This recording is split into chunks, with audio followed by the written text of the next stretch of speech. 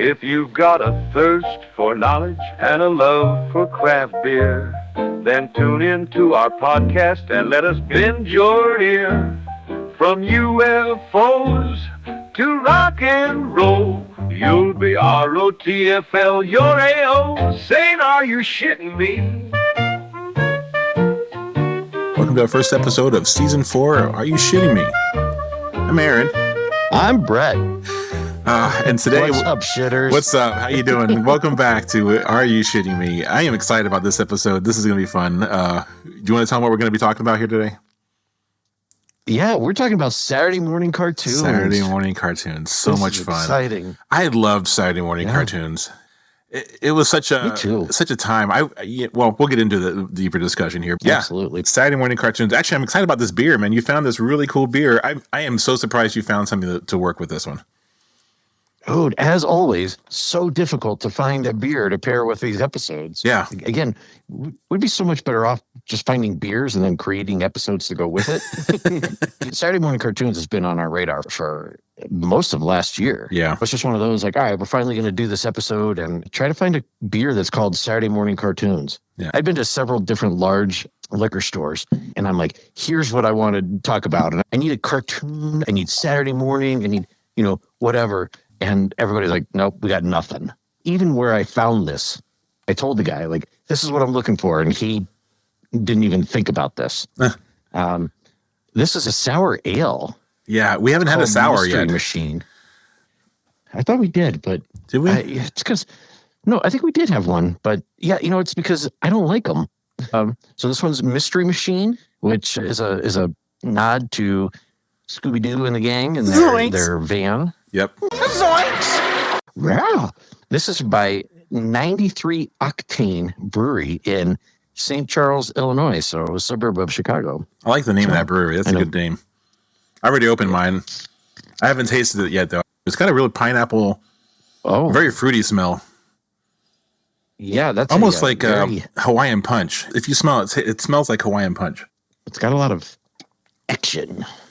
Oh, damn. That kind of tastes like Hawaiian Punch. 93 Octane Brewery out of St. Charles, Illinois. This is my favorite sour ale that I've ever had. Same. I agree. This is delicious. Holy cow. I only poured a little bit to begin with because I'm like, I don't know if I'm going to be able to drink all this, but this is going to be gone. But yeah, I would say this is a 16-ounce can, so, slightly larger can, and it is absolutely going to be consumed this entire episode. Wow. So it's a sour ale. It comes in at 4.5% ABV.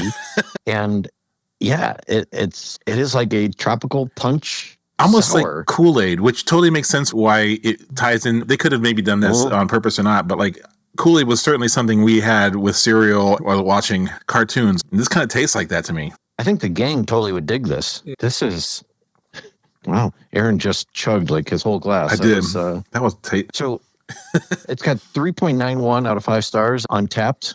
Only 344 ratings, but I disagree. I'm going to have to say that I personally would put this someplace over 4. Yeah, so. I was going to say the same thing. I'd highly recommend it. It got bronze, by the way, at the Great American Beer Festival. I'm not sure what year, but it did receive a bronze award. Yeah. This is some tasty shit. Yeah, this is really good. Yeah. 93 Octane Brewery. So the Mystery Machine, obviously, I'm imagining if you're listening to this episode, you know what all these cartoons are, but maybe not. I don't know. If you don't know, the Mystery Machine was the van that the gang drove around in Scooby-Doo.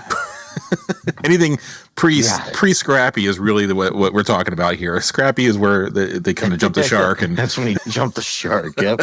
Might have gotten away with it, too. If it wasn't for these blasted kids and their dog. First of all, I'm going to say here, I wonder if this episode is going to resonate with anyone else other than Gen X or maybe older millennials, because obviously there was a shift in the late 80s in cartoons and how people consumed them, which we'll get into as well. I have some information on that, but we're talking the ritual of us growing up in the late 70s and early 80s, where every single kid got up around 6:30 or 7 and was out there watching cartoons with a bowl of cereal, Kool-Aid, My parents were still asleep for a couple more hours. Like this is what we did. Did you have the same experience? Is that what you did? Absolutely. I played soccer and I wrestled when I was little. And so, those would interfere with cartoons. but for sure, get up, watch some cartoons. If I was lucky enough, I'd get back in time for cartoons to still be on and finish out my morning. I had a slightly different experience than you. I had an older brother and then a younger sister.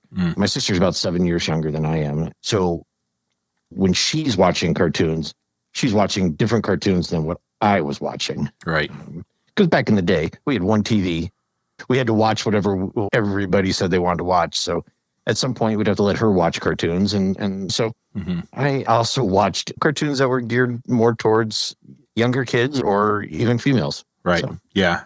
Interesting enough. So kind of sticking with the Mystery Machine and Scooby-Doo, let's just talk Scooby-Doo here for a second. Yeah, let's get into it. But so Scooby-Doo was obviously awesome. It was, I think, one of the most popular ones, I would argue, of that time period. I think most kids that I knew watched it. But I was talking to my wife, and Josie and the Pussycats was also on that same time. I didn't watch that one myself much. I don't know if you did or not. Yeah, I'm familiar with it. I remember watching it. It was on the other day. We pulled it up, and I swear I was like, this is Scooby-Doo. This is exactly Scooby-Doo, but with a female cast and a different kind of premise. They were banned instead of these kids running around solving mysteries. They still were solving mysteries, but they were just a band doing this. Same people who drew it, same characters look alike. Like it just looks like a beefier guy of, what's his name? Fred, thank you. Yeah, actually, Scooby-Doo Gang was supposed to be a band in the initial concept. They were a band. Interesting. And yeah, Scooby-Doo apparently was supposed to be playing the bongos, as most dogs do. Yeah, sure. Yeah. Casey Kasem, he voiced that one. He also voiced the Shaggy character of Josie and the Pussycats too. It was almost like you might as well take one episode and just add an extra character in and lay over the new drawings, and this is what you got here. Kind of lazy, but also kind of brilliant at the same time. Right? Like, why reinvent things? So yeah, I had read that Casey Kasem had hoped that Shaggy was a vegetarian and was upset when he wasn't, but then he actually quit the show when Shaggy was in a Burger King commercial. So, really? Little drama going on there. Interesting.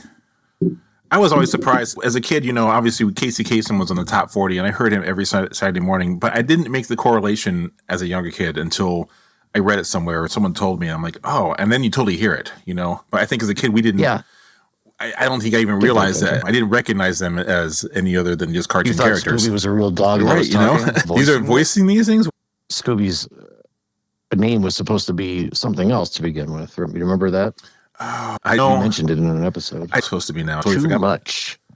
Too much? Who wrote that? Too much. Dog? Too much, Don. That is stupid. Oh, you're too much. That's so stupid. I read that Thelma's famous line, my glasses, I can't see without them. Mm-hmm. My glasses, I can't see without them. He knows I can't see without my glasses. The actress said that line when she was reading the script, and the writers thought that was awesome, so they incorporated it into the show. Yeah. That's cool. So just a little history on Saturday morning cartoons. They kind of started crocking up in the 60s with networks, just trying to fill programming. At those days, we didn't have cable 24-hour shows. We still had midnight. The flags came up, and then you saw the test screen until 6 a.m. or 7 a.m. Banner would play, and then snow. Yeah. So there wasn't a whole ton of programming. There were three main channels that were doing this: NBC, ABC, and CBS. And they were looking for programming to fill time. And so they started running cartoons in the late 60s in the mornings, and found that it was a popular time and a great time to also start with advertising, with toys and cereal and that kind of stuff, which later on I found out that like in 84, I think it was, the FCC deregulated the marketing rules for that, which then allowed companies to produce cartoons specific to sell products like G.I. Joe and Transformers and things like that, which is why those came out, which were badass. Like, I don't complain about that at all. Like the toy tie-ins, the cereal tie-ins, like it was so geared towards kid consumerism at that time. It was awesome. I loved it. Hardcore. It was definitely tied into products. It was marketing right to us. Marketing brilliance. Yeah. Yeah. I always wanted everything, like anything they had on there, G.I. Joe, Transformers, like whenever they showed that stuff, Star Wars, all those things, I wanted them all. What was your favorite Saturday morning cartoon? Scooby-Doo, of course, was way up there. I like Super Friends a lot. And I really like the Hanna-Barbera Land ones, like with Grape Ape and those guys. I don't know, I just thought those were funny. But Super Friends was always cool. I really enjoyed that one quite a bit with Superman, Batman, Wonder Woman, the Wonder Twins. We talked about that already. Form of a glass of water. An ice cube. We can do it. Keep my drink cool. Right. I know. Sorry, Chuck. I know they're your favorite. Did you see that post I did when we did our superpowers episode? And so I did one that was just you and I with our masks and capes and everything. And then the next one I did was, because I did a clip on it too about Chuck being a bucket of water. And so the updated picture is a bucket of water between our feet in honor of Chuck. Wonder Twin powers activate! I did not see that. That's good. Yeah. Earlier on, like late 70s, before like Super Friends and those, it was really more like Bugs Bunny for me.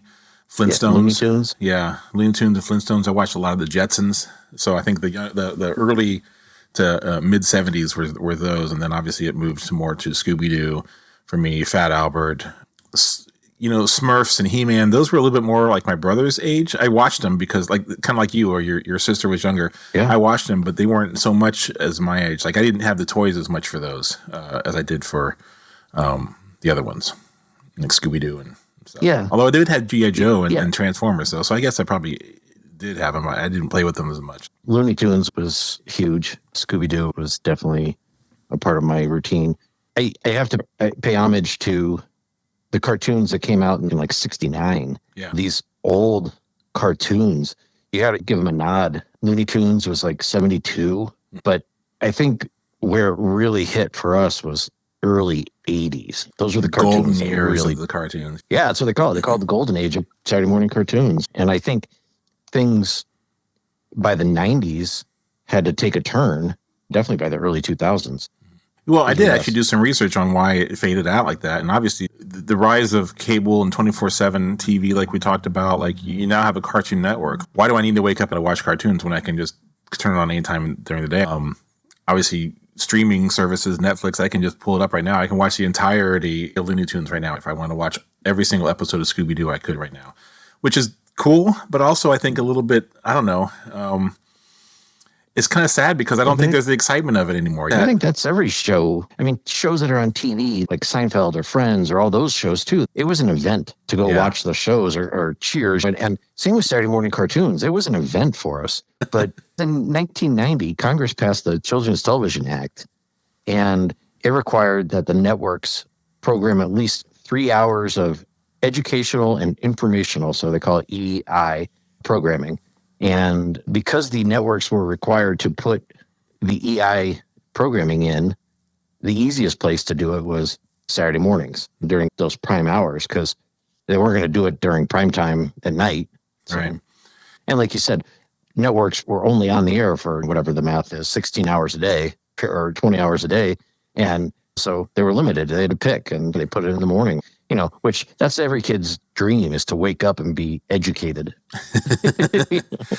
There were some educational cartoons. They did, I think, one of the nice positive things I thought that they always tried to do was work in positive messages as much as they could. Obviously, Schoolhouse Rock and those type of things, and the Fat Albert and the Cosby Kids were always a very kind of a positive spin on thing. And I think He-Man, I always tried to work in a morality lesson or something like that, which I thought was kind of cool. It was always G.I. Joe was always do good and the more you know, and so there was always like educational type of things that I think they worked into it, which I don't know, I appreciated. Learned stuff from that, Sure. So what did you learn?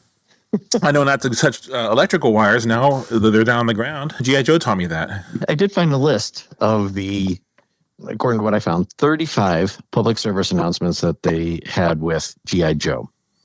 And some of the ones that I enjoyed the most. Running away isn't the answer. What to do if you catch on fire? Oh, shit. Have your eyes tested. Don't get in anything that could close and trap you. How to stop a nosebleed. Don't swim during a thunderstorm. And knowing is half the battle.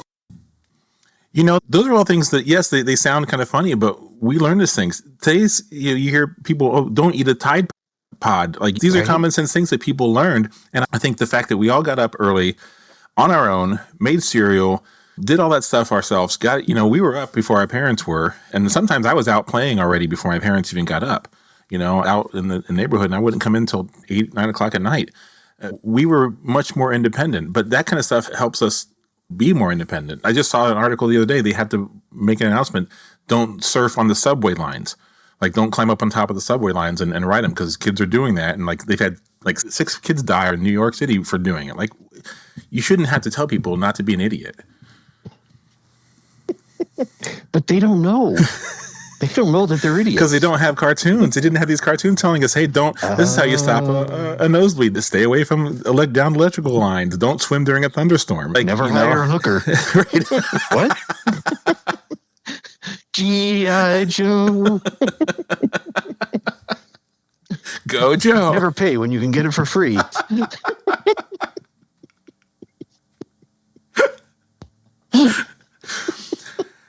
With that, I'm going to have another sip of this beer.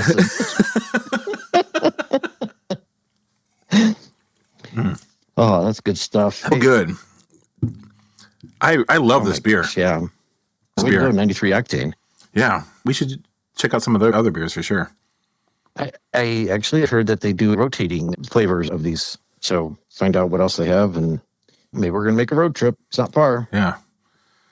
So we know the cartoons, but there was obviously, like we mentioned too, a lot of the toy tie-ins and cereal tie-ins. And I don't know that they would have been as popular if it weren't for all three of them in the combination that they were there, Having cartoons, having the toys, having the cereal, all that stuff right there. Like, a regular cereal commercial popping up in the afternoon wouldn't have worked. The kids' toy cartoon commercials wouldn't have worked either. Right. Well, I think definitely some of the cartoons were successful because of the toy tie-in. And I think He-Man was a toy that they made a cartoon for. So it was one of the few that was the opposite way around. But He-Man and She-Ra, they were, in my memory, those two were after school. Like, I'd get home just in time and I could watch He-Man followed by She-Ra. And I don't remember them being on Saturday, but I remember watching them all the time. By the power of Grayskull.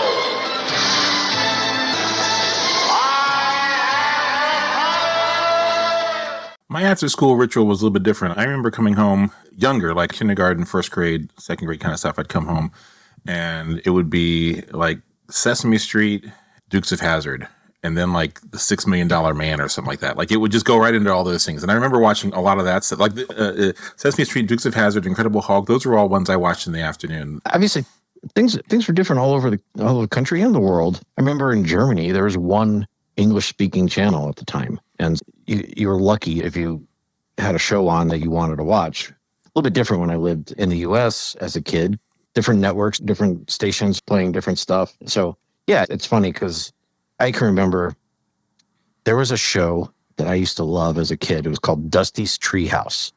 And it was kind of like a Sesame Street Electric Company show, like educational for kids. And it was a guy, Dusty, lived in a treehouse or something. The clown or something like that, right? Yeah.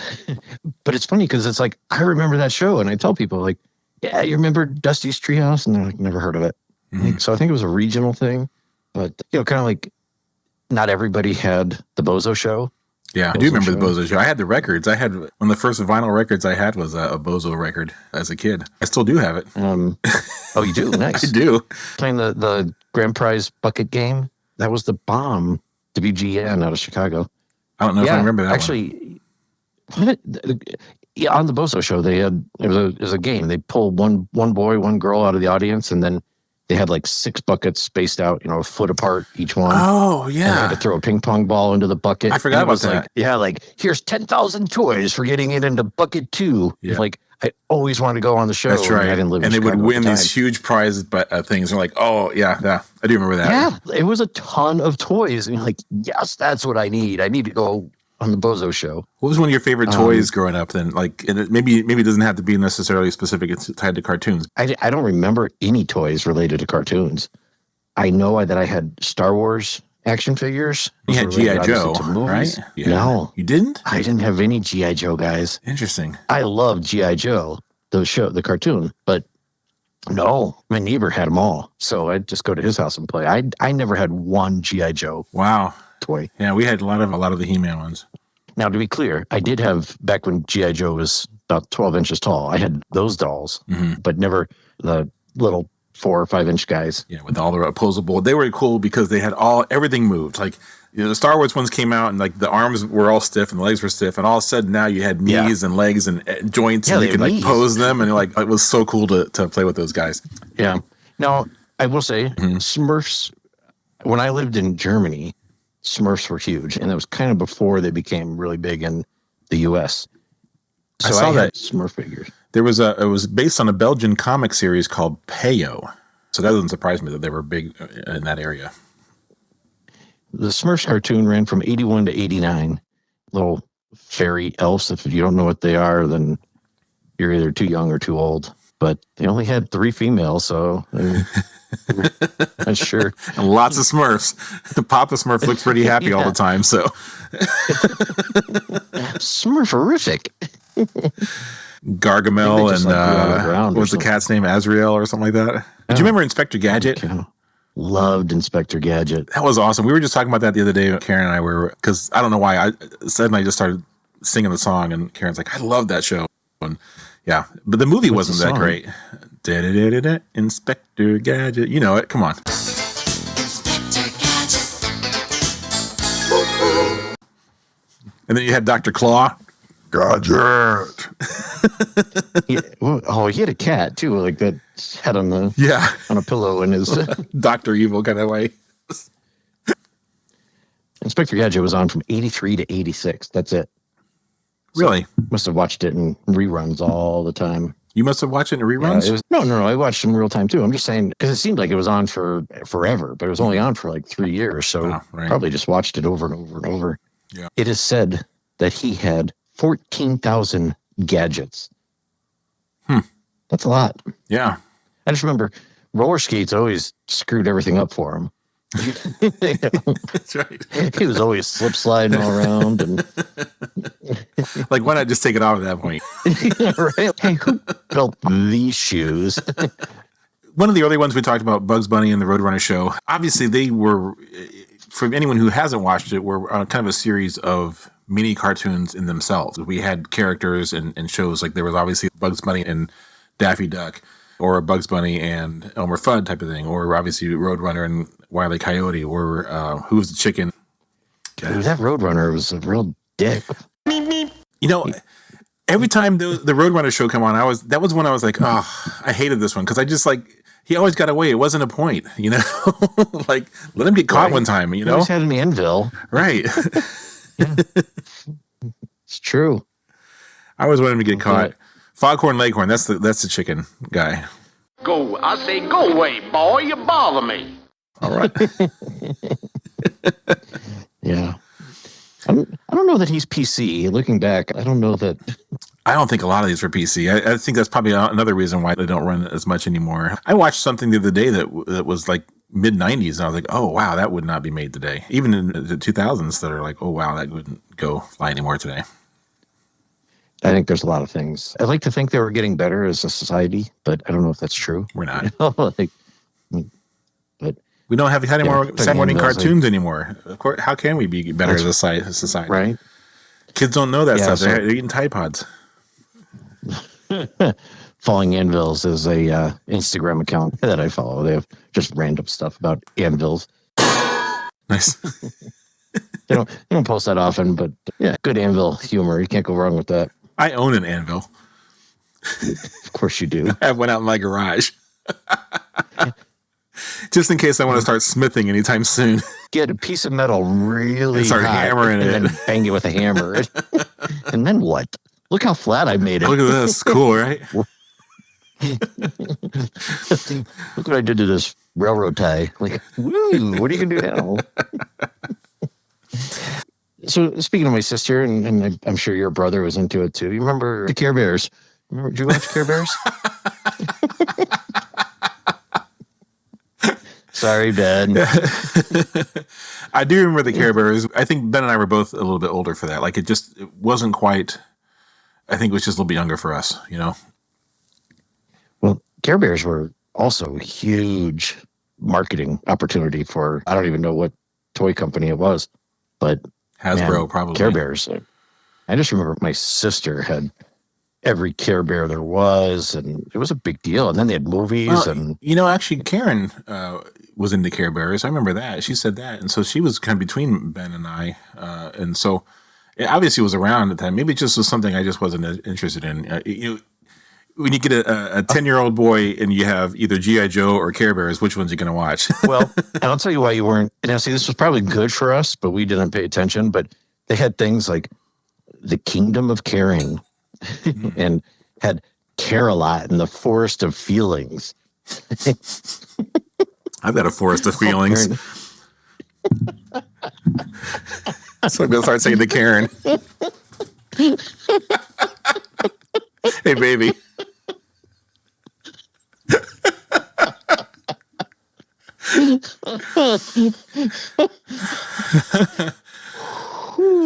That was good shit. I know where we're going tonight. Right. Forest of Feelings. Flintstones and the Jetsons. I always liked those. Those were really good ones and fun. Flintstones I loved. Jetsons I kind of hit or miss sometimes. Elroy was really annoying to me. So the Jetsons, my memory was that they were on in the morning before school. So if I was lucky enough that I got up early and watched, I know they were on Saturdays at some point. I think you're right, though. I would get up and we would watch them while eating cereal, waiting for the bus or whatever else. So it was, kind of cool to look back. And like we talked about that too before. Like we have little robots now that'll vacuum for us. And you got ovens that you're not putting a little pellet in there and making dinner, but that's probably just down the road. Yeah. Yeah. We can hope. Yeah. Well, now you just scan barcode, throw it in the little contraption, and it'll cook your dinner for you. I do love that. Mm-hmm. It's so easy. Like we order it, or we get a few meals, about 4 meals a week we get, and we just scan it, pop it in there. It's great. Yeah. I mean, we don't have flying cars yet, which is disappointing, but we have electric cars. That's kind of the same thing, isn't it? Yeah. We got the Tesla truck or the Cyber truck. So there's that. I saw one of those yesterday. What a butt ugly car.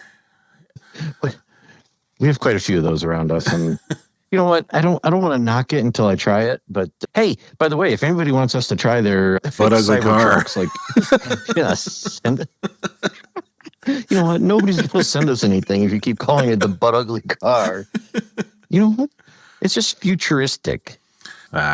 So, what about the Ninja Turtles? They were huge. Did you watch them? I did not. I want to say they were like maybe 85, 86, and that's about the time I moved overseas. Oh, so there you go. So for you, it was moving away from the cartoons. Yeah. I'm looking it up right now. 1987 is when it started. So that makes total sense. I was already overseas by then. And I was like probably 14 at this point, so I probably would have been aging out of that a little bit. Yeah, but I mean, it led to all the movies and everything. I never watched any of them. Elijah was into them, and my brother-in-law was really into them. But they were obviously the more 90s kids, late 80s, early 90s kids. You seem like you were a Transformer kind of kid. Did you watch Transformers? I did like the Transformers. I actually have the original Megatron gun, silver gun, the heavy one, the metal one, in its box here. And so it's kind of cool. I did enjoy Transformers quite a bit. When they started getting the GoBots, that was kind of start when I started aging out of it. And then I do know there was like the animal Transformer ones. I forget what those, Beast Wars or something like that. Yeah. Well, those sucked. Yeah, actually, I had read that one of their strategies was to kill off different characters so that they could invent new ones and create new toys that everybody would have to go out and buy whoever the new character was. Really? Huh. Yeah, that's interesting. Brilliant. My favorite was obviously Megatron, and I always liked the Jet, and then the one with the tape deck, with the little bird that flew out. The tape, you push eject and it flew out, and it was like a bird. I did not get into Transformers. I never owned one of the toys. I knew of them. I just never owned them, and didn't get into the cartoon as much. I was big into I liked the cartoon as well. I thought, it was like same time as G.I. Joe. I like G.I. Joe better. I will say that. Like G.I. Joe was a much more entertaining show to me than the other one. For sure. Other shows that in my head were on Saturday mornings that weren't cartoons, like Land of the Lost. Loved that show.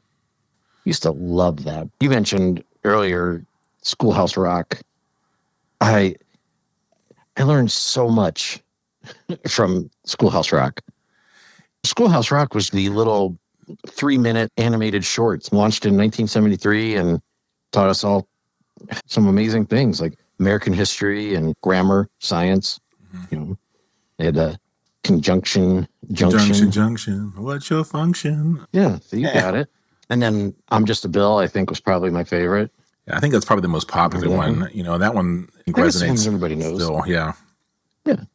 I'm just a bill on Capitol Hill. Something like that. I'm just a bill. Yes, I'm only a bill. And I'm sitting here on Capitol Hill. I know some politicians who probably need to watch that again and figure out how the fuck shit works. Well, if they could just work with each other instead of against each other, it'd be a lot better too. So much. Where's that Schoolhouse Rock episode? Right. Let's real quick. So we've talked toys, we've talked cartoons. Obviously, the other part of that whole morning thing was cereal. What was your favorite cereals? Okay, so I don't remember ever having any cereal that was tied into cartoons or shows or anything. Well, I don't know if that has to be necessarily tied in, but Saturday morning cartoons were inundated with commercials, and you always had the Fruit Loops, and you always had the Sugar Smacks and the Toucan Sam and, Blueberry Crunch and Count Chocula and those things. So that was the Captain Crunch. All those were the prime day of those things, really kind of selling to kids. Like there had to be one. Yeah, there had to be one that you were like, this is one I always went to. I always like Fruit Loops, and I like Frosted Flakes. Oh, I love Frosted Flakes. Oh, Lucky Charms. Lucky Charms was also good. Lucky Charms was my number one. They're after me, Lucky Charms. I still love it. Tell me I'm not the only kid that would eat all the crappy parts of the cereal first and leave the marshmallows and eat those last. Oh, that was the best. I still grab those every once in a while. I'll order a box of Lucky Charms every once in a while when I'm buying the groceries there. So. Yeah, your milk was always like kind of like a purplish pink color when you were done. And do you remember Sugar Smacks? They were like they had the frog. You can't find those anywhere. I'm sure you probably can, but I have tried to find those again and get some, and like they're not Sugar Smacks anymore. If they are, they're called something else. Yeah, or Sugar Puffs or something like that. I think they're like Honey Smacks or just Smacks. Yeah, you're right. Because everybody needs to wake up to a good smack. Those were good, though. I did like those quite a bit. That was another one of my favorites. How about this? In 1983, Sugar Smacks brand name was changed to Honey Smacks. Oh, there you go.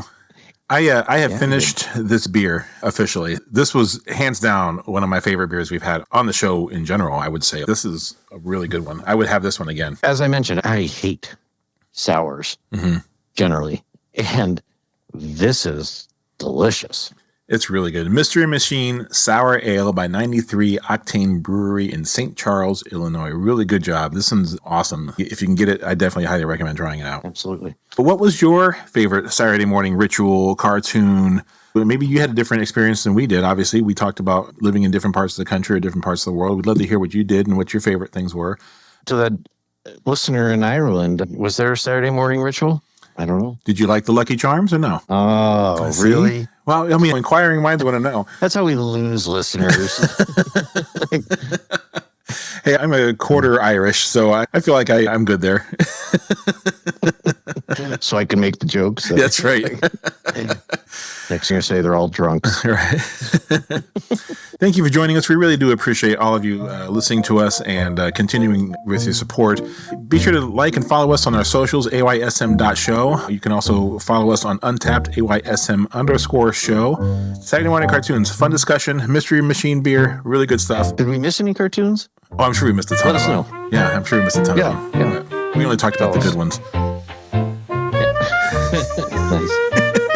Speaking of good ones, we have a really good episode coming up next. Yeah, we do.